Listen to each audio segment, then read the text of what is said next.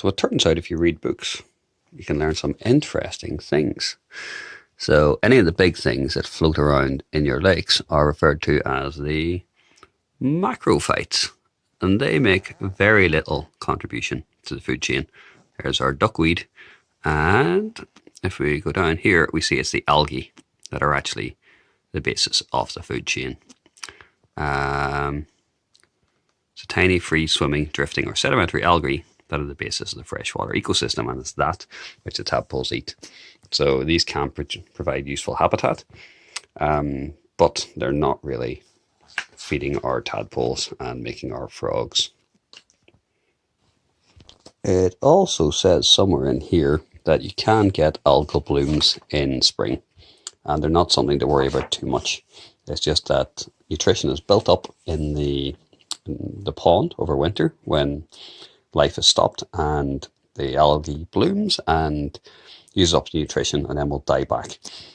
Now, whether or not, and also the algae can kill the larger plants, which doesn't really do any harm because the larger plants shade the water column and kill the algae, and we want to get the algae back. So the duckweed in the pond is probably inhibiting algal growth, and I should try and do something about that. On my other, even more natural pond, I'll have to keep an eye on that and see how it clears out over the summer. Yeah, she didn't know she'd be doing that. Look at all the eggshells. Your mum was saying she went down to the market and was asking for broken eggs. Oh, what? You just feed them like the shells? Well, no, I think she was saying like they were just the ones that they couldn't sell. Mm-hmm. But yeah, like there's some of like you can see them there just piling in around the eggshell. Okay. Are they meant to be like a wee habitat? I don't know. Yeah, because like they're yeah, no, I'm not sure. Because they're supposed to eat algae and stuff. But look at that, they're chowing away and all that white stuff in there. Yeah. That doesn't matter about these, you know. Yeah. That's cool. Yeah, it's brilliant. And there's way more than there's in the area usually. Hey, there's a little diver. Holy diver. There's loads over here for us. This is really cool the way they swim up. Someone just heads straight for the surface. Is that a wee dead one? Ah well. Mm-hmm. Oh, yeah, floating. Plenty more tadpoles. She loves them. Oh, look at that for a mound. Yeah. Mm-hmm. This place crawls. It's quite hard to see it. Mommy? Couples. What do you think of this comfy? This one? We're looking at the pond. The pebbles in the pond. And apparently they've eliminated all the slugs. That's great, yeah, that's the best way.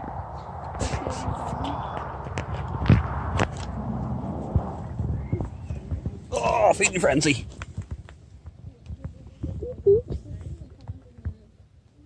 Some years later.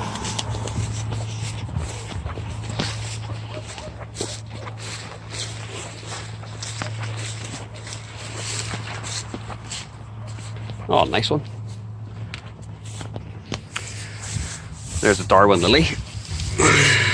There would be the flower for it. So you can see the value in having something you can walk on, because you can fall into that very easily. You can hardly see it.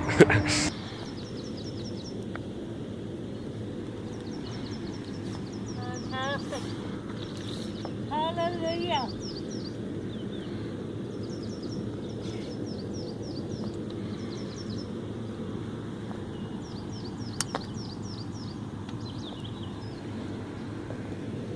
Get in and have a little look at them.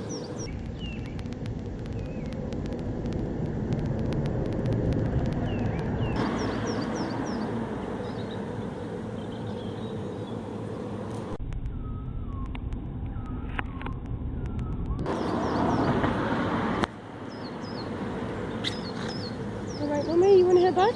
Mm-hmm. Come good.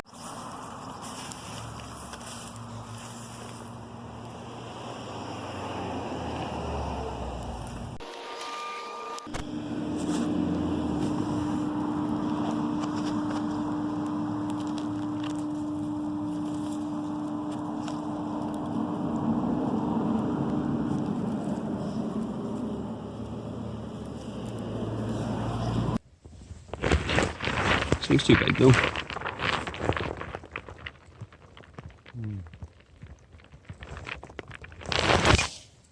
But sort of seems too big to be this year's and too small to be last year's. Yeah, I know.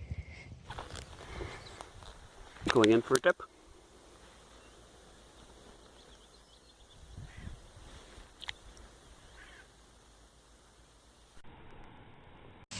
Hello, frog.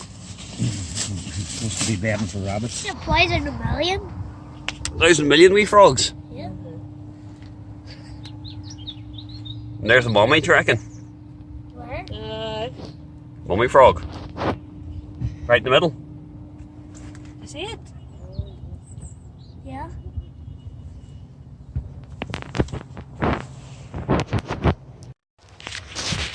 This is a bit of a tragedy. So I was here 3 weeks ago and this still had lots of water but no sign of frog spawn. And a few weeks before that it was all frog spawn and no water.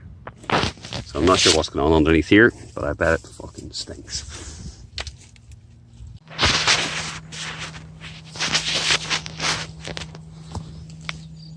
Plenty more frog spawn. Some of these guys seem to have suffered with a drop in the water level. But I think there's plenty in there. Yeah, it's a nice mound. There's a Darwin lily. There would be the flower for it. So you can see the value in having something you can walk on, because you could fall into that very easily. You can hardly see it. Once this dives back over winter, it'll probably get better.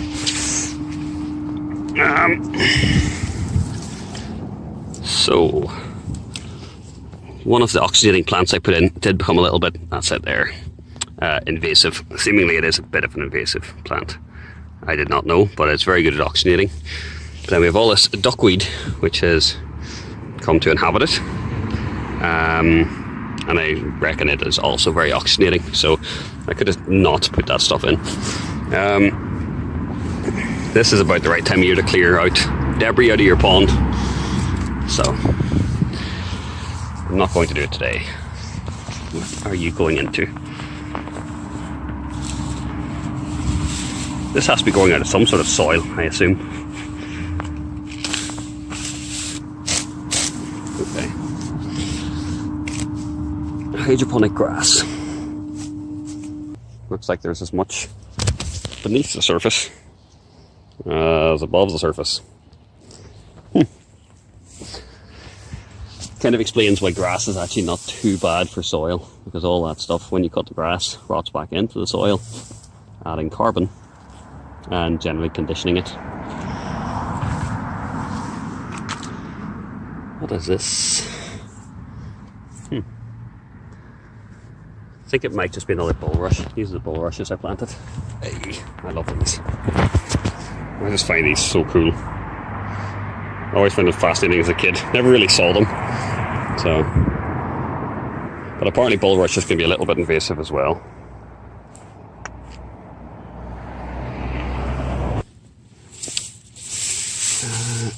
Not too many of the other plants around the edges have survived. I think there's one or two. Lots of flowering ones had survived for a couple of years. I'll see come spring.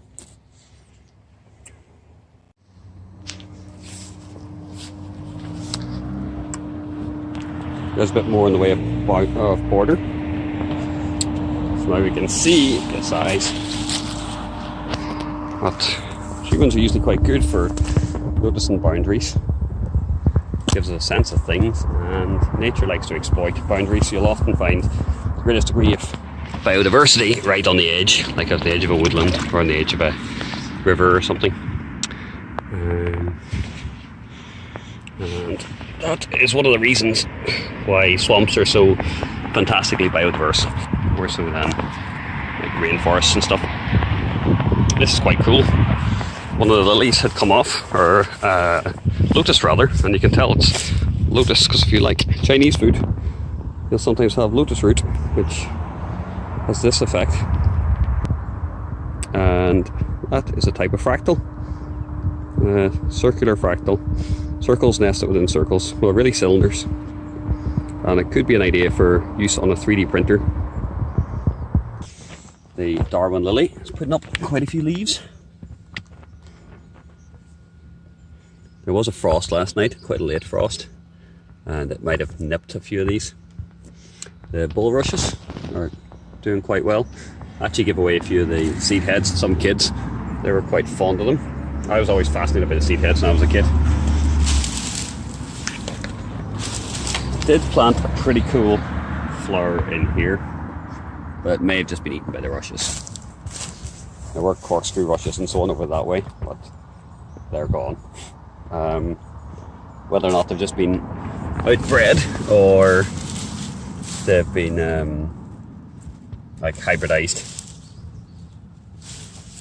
So yeah, plenty of buttercup. A semi-aquatic marshy plant, seems to grow fine.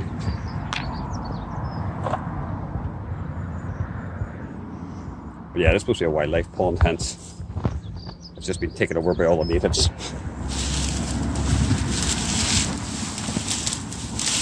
Yeah, you're supposed to clean, well, take out debris around March. Oh well, sorry, over autumn time. It's March now, and yeah, this isn't too bad. But that certainly means that a lot of the things that I would have planted aren't going to be seen. So, plant more. See what survives. Evolution. But yeah, you can see the duckweed doing pretty well. My other pond, the even wilder pond, has been overtaken by algae, and I wonder if, well, to be honest, like all this sort of duckweed stuff, it should find its way there naturally, but they would probably keep down the algae. It's interesting, it's a bit bubbly there. Wonder what that's about. Often it's an indication of anaerobic activity. But yeah, far less duckweed over there where it's been shaded. So getting the right balance of shade, it's interesting. That way south. So one environmental strategy for trying to make fuels out of biological stuff is to use algae. And the way this behaves is really weird. It creates films which suggest grease and stuff like this. And I think it's from that they try and derives the fuel. I haven't actually had much experience with algae before. Here's some I plucked out what was it, 2 weeks ago, and it's like, yeah, it turned out quite a solid mat. So there's a fair bit of organic material in there, it's not just water. And frogs like to lay their frog spawn close to the edge in amongst grass and stuff. I'm not sure why, but it will sink if you move it and dump it in the middle. So yeah, amongst grass.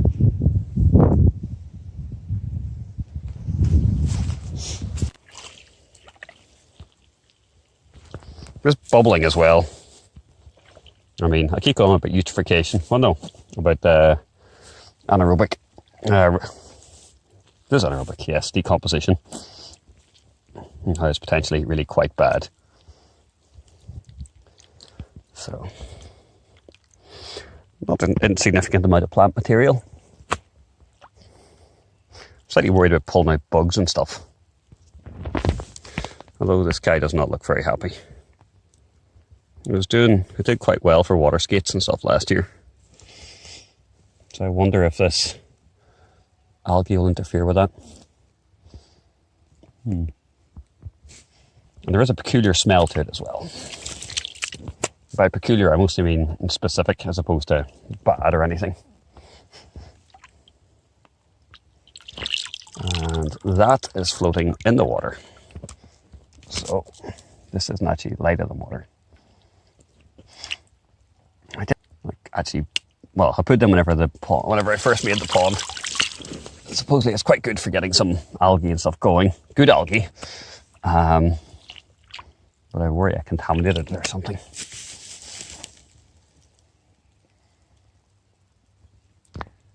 Hard to know. You'd almost need to get an expert or someone who knew what they were doing or had done this before. Only with some sort of mechanism to transmit knowledge from one person to another. See how clear the water is underneath? Yeah. I'm sort of wondering if it's worth dumping a big lily or something in the middle, you know? Just to keep these back. So these guys have moved in.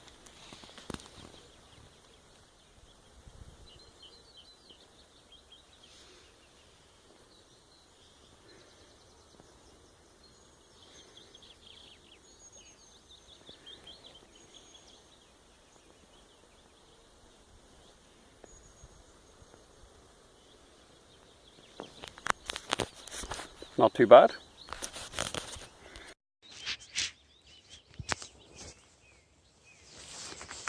So the book suggested that this might die down. I guess it has a bit, but it doesn't look like it. It's really murky. But yeah, not the stuff on top. Now, I have a feeling I should have transported some water from a different pond into this one. And that possibly would have had a better algal balance. A little bit like making beer. You add a little bit of yeast. That way it's not quite so hit and miss.